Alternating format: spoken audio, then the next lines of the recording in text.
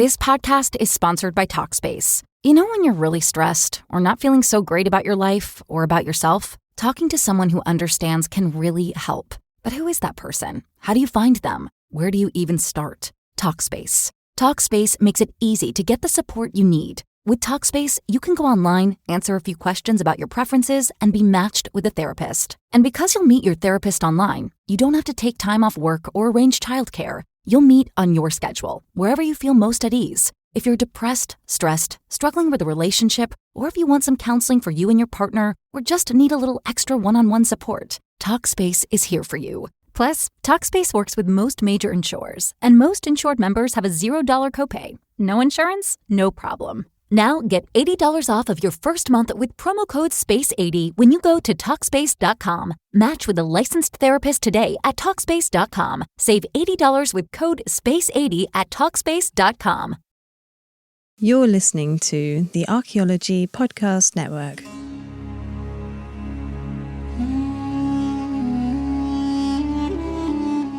You're listening to the Rock Art Podcast. Join us every week for fascinating tales of rock art, adventure, and archaeology. Find our contact info in the show notes and send us your suggestions.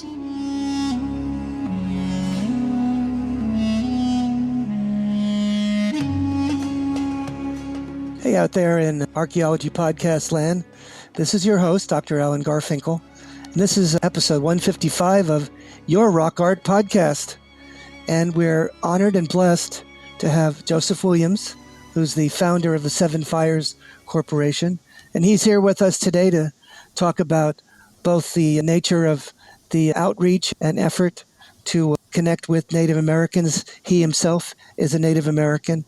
And just so I can be transparent, I'm one of the executive board members of the Seven Fires Corporation as well. Joseph, are you there? Yes, Doctor. Thank you. I appreciate having me on, Alan. Thank you. Well, it's wonderful to have you back. I think we had you once before, didn't we, quite a while ago? I believe so, maybe a number of years ago. Yeah. But yes, it was a great time for a debut. Yeah. We had about 6 years of podcasting here. And Joseph, it's lovely to have you back. Thank you. So why don't you give us a little intro to your perspective on Native American outreach and the nature of the Seven Fires Corporation and your interest in the science of anthropology, archaeology, and study of rock art.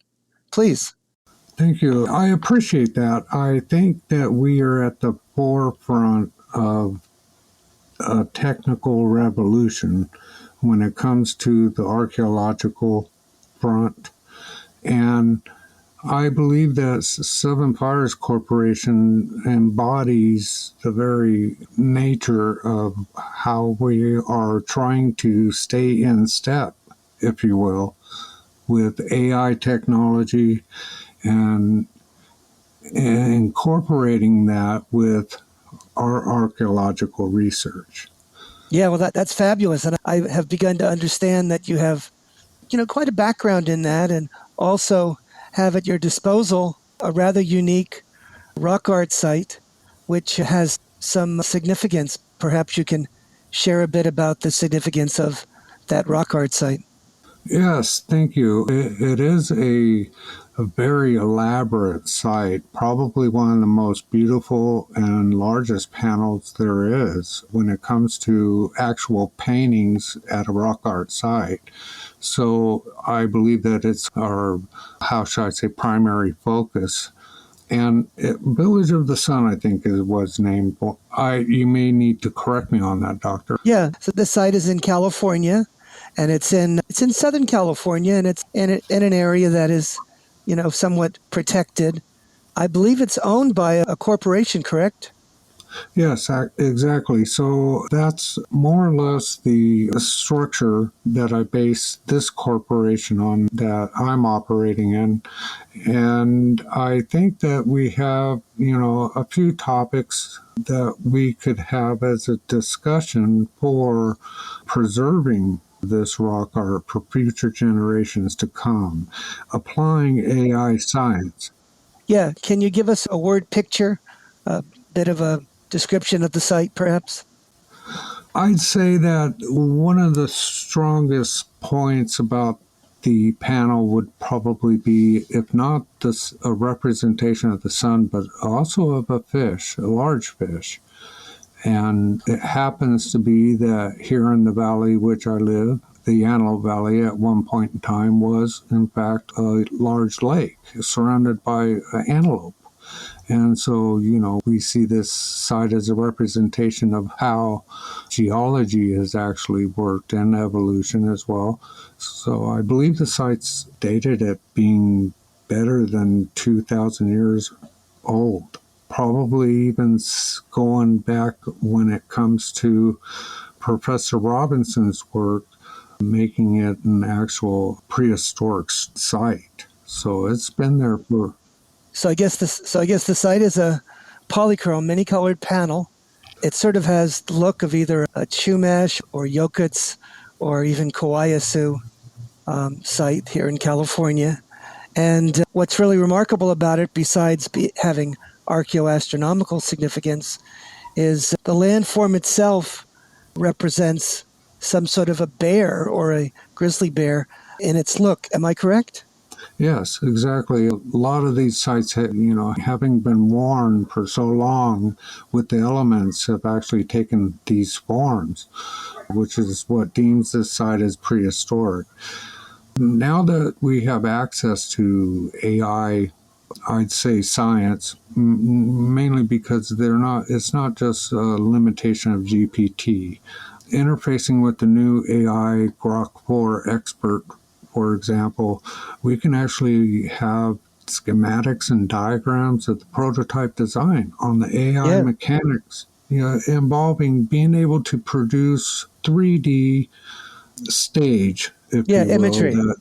That someone who is studying or wants to experience what it would be like has a three-dimensional environment that they can immerse themselves in. Right. And this is sometimes called virtual reality, isn't it? A VR? Yes.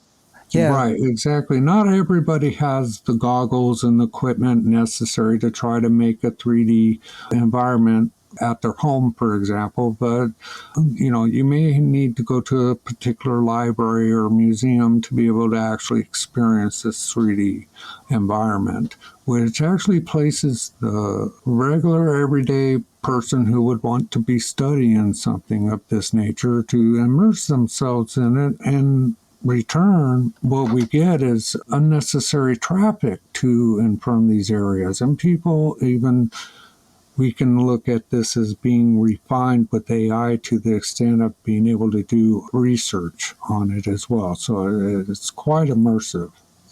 Now, one of the things you mentioned to me earlier was that there was a study using AI for a site in Turkey called Göbekli Tepe.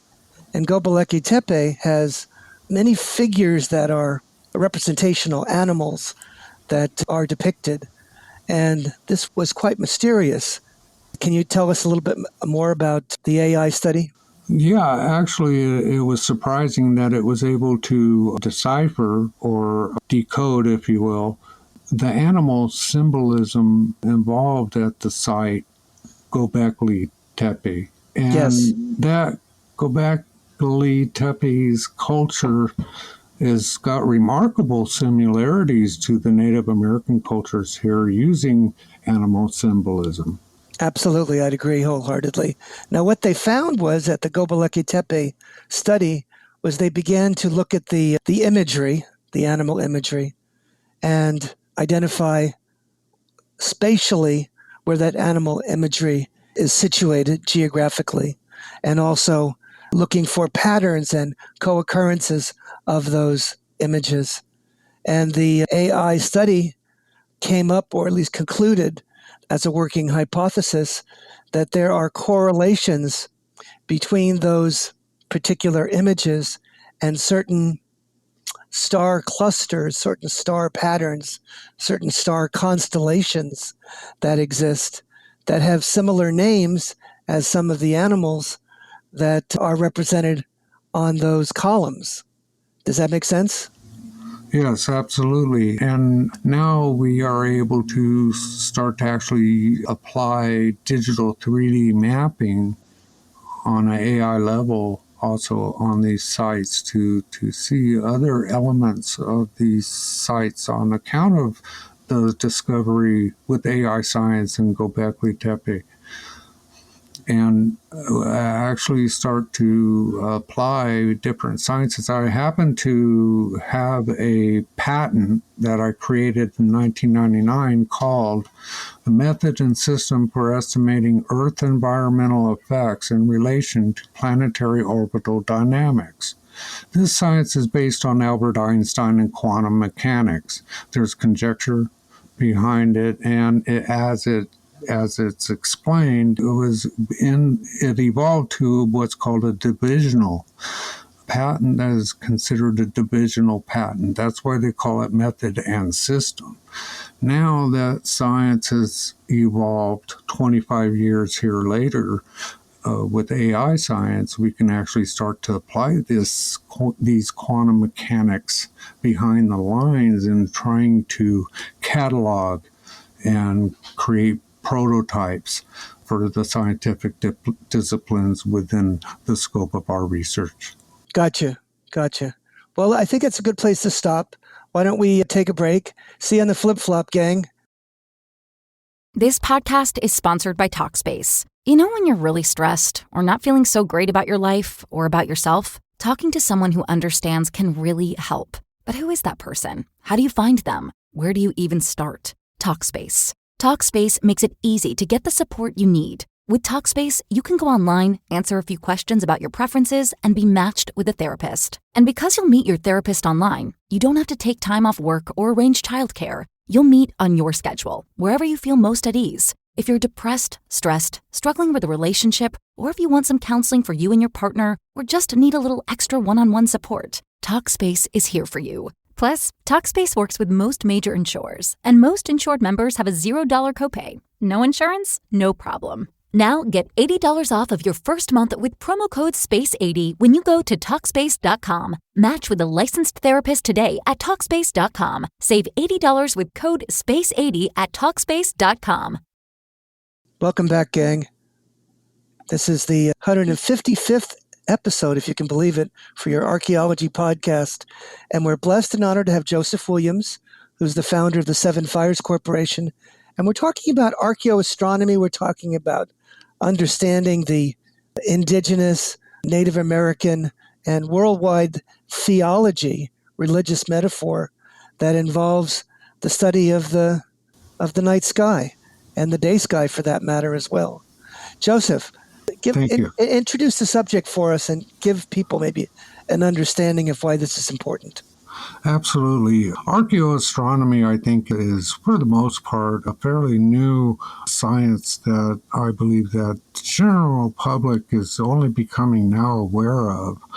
And it happens to be that practically all, in my opinion, with thorough study, that these sites incorporate, how should I say, a mapping of the sky, of the night sky, with the seasonal precessions and equinoctial points.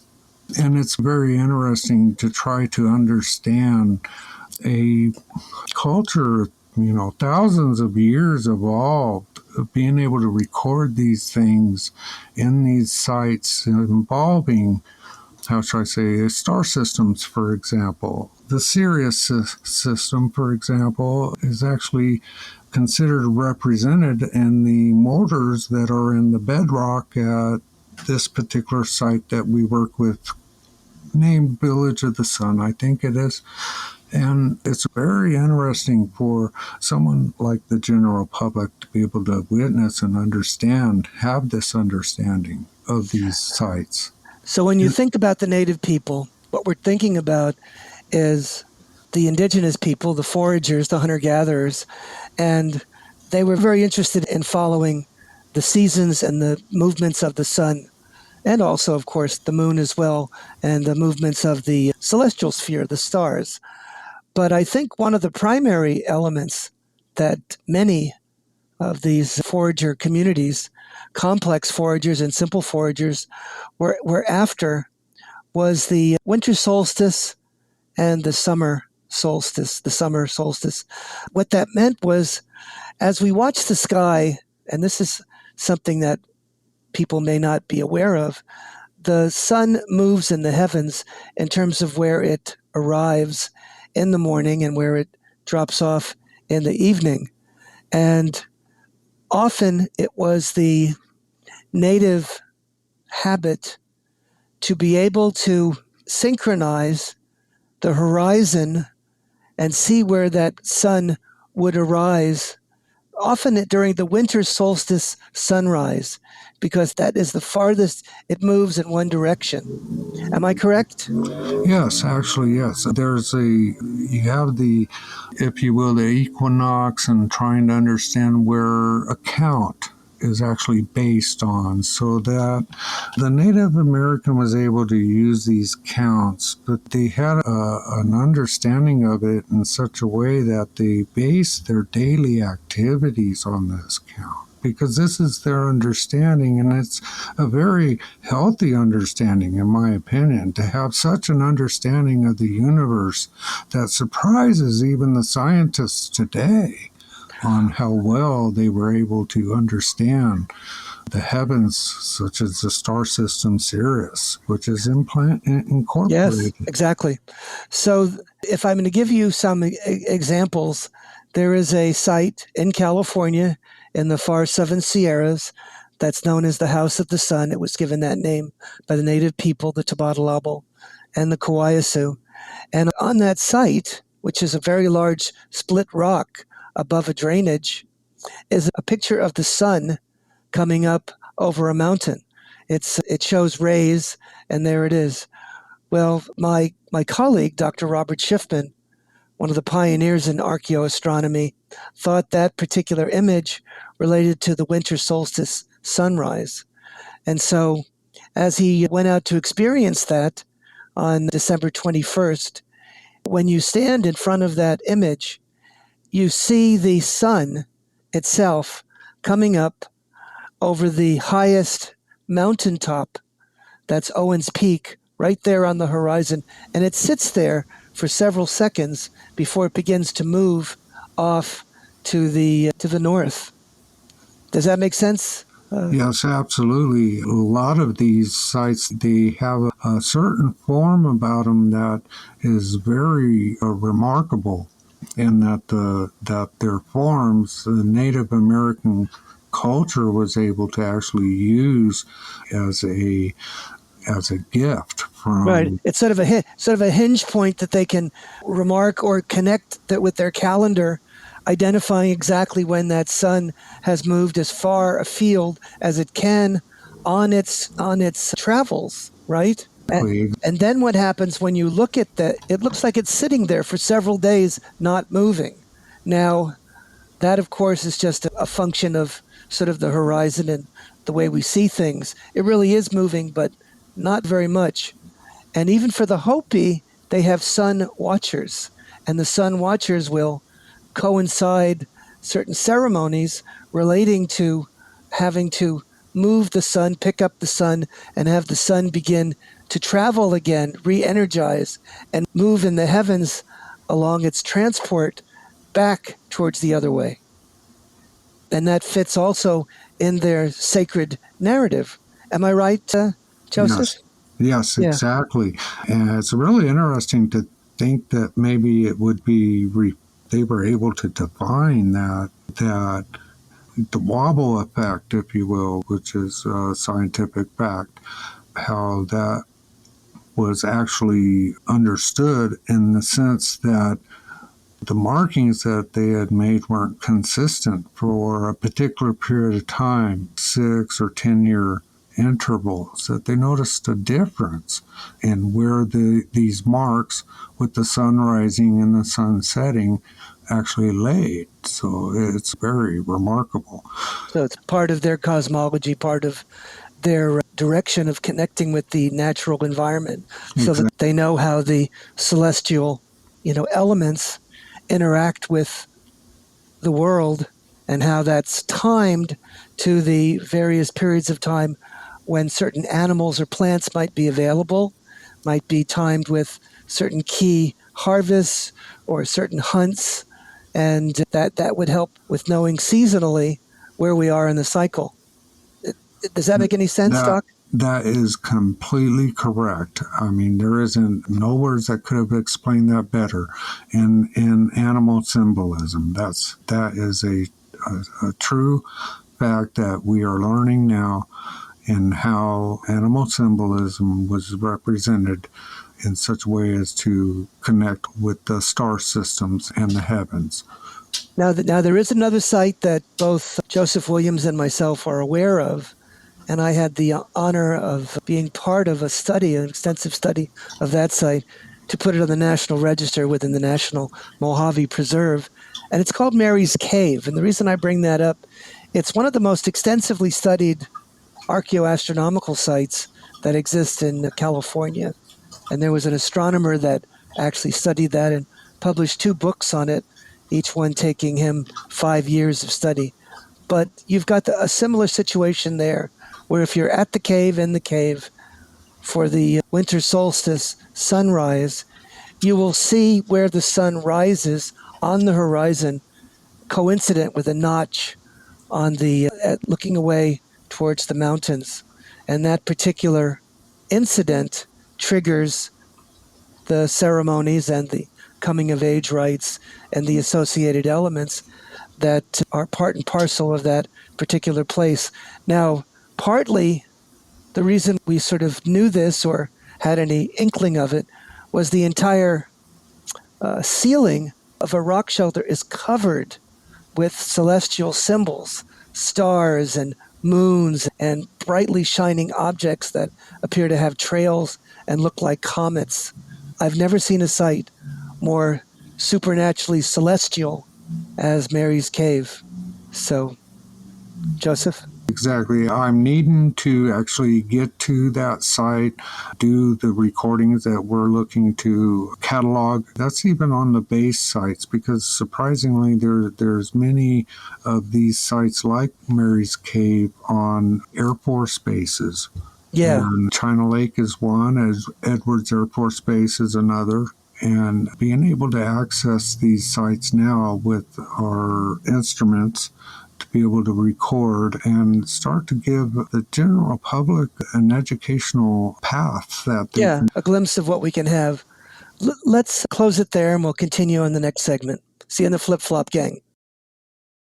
This podcast is sponsored by Talkspace. You know when you're really stressed or not feeling so great about your life or about yourself? Talking to someone who understands can really help. But who is that person? How do you find them? Where do you even start? Talkspace. Talkspace makes it easy to get the support you need. With Talkspace, you can go online, answer a few questions about your preferences, and be matched with a therapist. And because you'll meet your therapist online, you don't have to take time off work or arrange childcare. You'll meet on your schedule, wherever you feel most at ease. If you're depressed, stressed, struggling with a relationship, or if you want some counseling for you and your partner, or just need a little extra one-on-one support, Talkspace is here for you. Plus, Talkspace works with most major insurers, and most insured members have a $0 copay. No insurance? No problem. Now get $80 off of your first month with promo code SPACE80 when you go to Talkspace.com. Match with a licensed therapist today at Talkspace.com. Save $80 with code SPACE80 at Talkspace.com.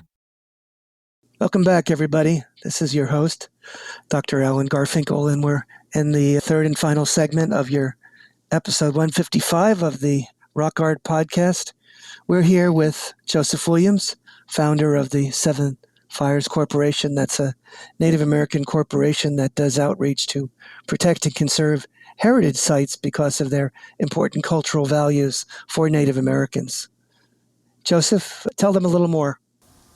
Thank you. I appreciate having this opportunity to be able to express not only my concerns, but my gratitude for, believe it or not, the evolution of AI science, being able to get us to the forefront of technology when it comes to archaeology, and being able to incorporate that science even to the extent of archaeoastronomy is really fascinating. I've had a simple structure that I've designed a lot of the science that I base quantum mechanics due to a patent S60385512. And it's almost like I can make a song of it, but it's a method and system for estimating Earth environmental effects in relation to planetary orbital dynamics. And that's very complicated for something that could be put on paper in 1999. This was way before AI or even cell phones for the general public. Now it's an opportunity, I see, for this corporation, Seven Fires Corporation, to incorporate an intertribal management that we can run a nonprofit, if you will, for being able to have a web interface. For sevenfirescorp.org, I think, is that public education link that we can use to interface this technology to the general public involving archaeology as a whole and Native American culture. Great. Being able to give this in outreach programs, for example, the web, being able to bring this as science projects to high schools, having it part of the college curriculum, maybe even using college campuses for our lectures. Who would you think might want to contact us regarding any of this? Would it be Native Americans? Would it be college teachers? Would it be Absolutely. students? Yeah, anybody like that? Absolutely. Okay. We have a booth that we want to present to the local powwows here in Southern California, and Great. It's a very nice looking booth. In fact, we had it at the convention for the American Rock Art Research Association and that convention. And it was well received, absolutely. Yes, So, absolutely. yeah. So we want and need to incorporate an intertribal management and government of this corporation. And the only way we're going to get this is to be able to be completely transparent. And I think a 3D environment that we can introduce to the public, and we can have that transparency. I agree. Absolutely. Now, one of the things we've done in my former association was to set up a display at the California Welcome Center in Ridgecrest. And what it was, a virtual reality display where people could put on the headsets and they could see when they were visit this Welcome Center, see more about visiting certain rock art or Native American heritage sites and physically go there, in the essence, electronically, digitally, because it would be available to be seen in such a three-dimensional way. And these headsets were such that if you move your head one way or the other, you could actually see different parts of the actual sites or the actual rock art displays themselves. So the resolution on the new digital headsets, the VRs, are so rather astounding. They're rather impressive, and they've moved out of the comic book stage to something that is truly impressive and very realistic. Do you agree?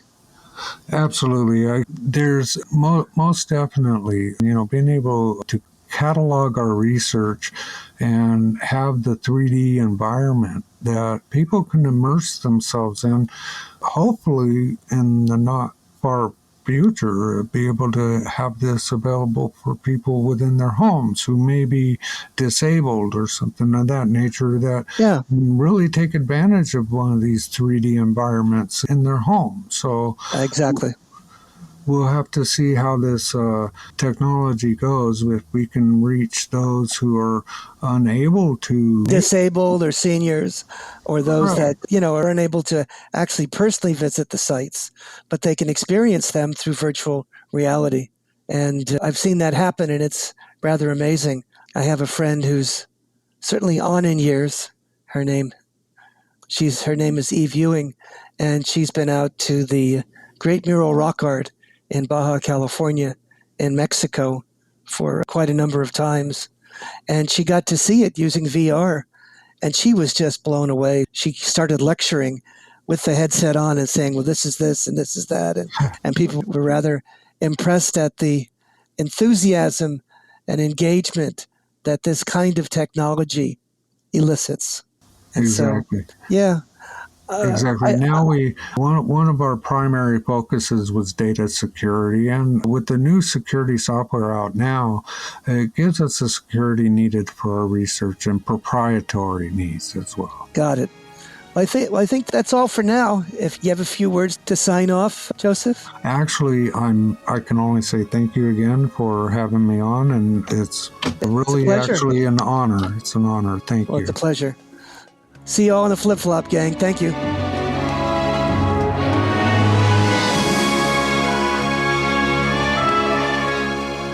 Thanks for listening to the Rock Art Podcast with Dr. Alan Garfinkel and Chris Webster. Find show notes and contact information at www.arcpodnet.com/rockart. Thanks for listening, and thanks for sharing this podcast with your family and friends.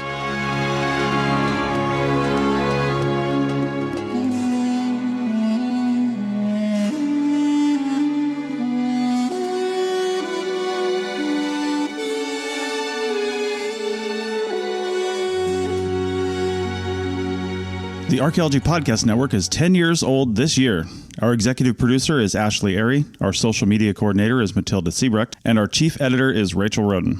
The Archaeology Podcast Network was co-founded by Chris Webster and Tristan Boyle in 2014 and is part of Cultural Media and DigTech LLC. This has been a presentation of the Archaeology Podcast Network. Visit us on the web for show notes and other podcasts at www.arcpodnet.com. Contact us at chris@archaeologypodcastnetwork.com. You're jamming your favorite song, and while you aren't missing a beat, you could be missing a signal from your body. It's an SOS from your kidneys, and it doesn't sound like music at all. It's silent. High blood pressure, type 2 diabetes, and other risk factors can quietly stress the kidneys, leading to negative impacts on the heart. That's why you should ask your doctor about a simple urine test called UACR. Most miss the signal for hidden kidney disease and related heart risk. You shouldn't. Visit detectthesos.com today to learn more. This episode is brought to you by Progressive Insurance. Do you ever think about switching insurance companies to see if you could save some cash? Progressive makes it easy to see if you could save when you bundle your home and auto policies. Try it at Progressive.com. Progressive Casualty Insurance Company and Affiliates. Potential savings will vary. Not available in all states.